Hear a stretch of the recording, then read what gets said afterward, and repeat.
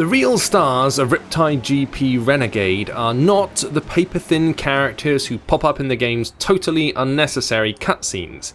It's the tracks. In one, a rocket ship takes off and the blast causes huge ripples in the water. In another, cops on jet skis try to nudge you off track and massive gunships float past to become impromptu ramps.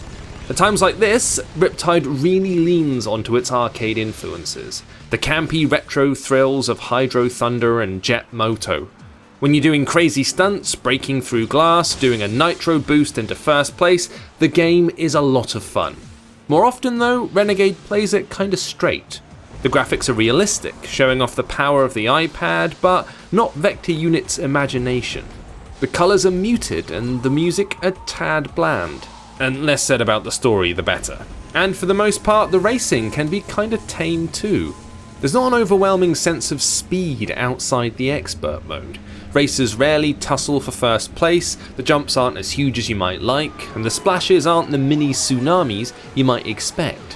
Which leaves Renegade, much like the other Riptide games, feeling like a pretty standard racer, only on a lumpy road that jiggles about sometimes. And that's not a bad thing. The App Store needs more racers that look this good and have responsive controls and formidable opponents. And Riptide has its own charms. One clever system sees you doing tricks off jumps to fill up your boost meter.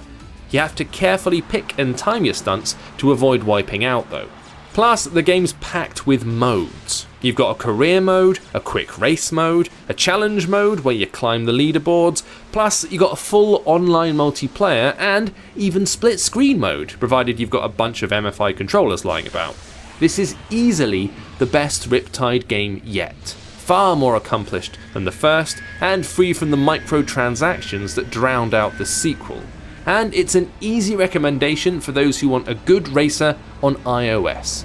For Riptide 4 though, we'd love to see the developers really cut loose.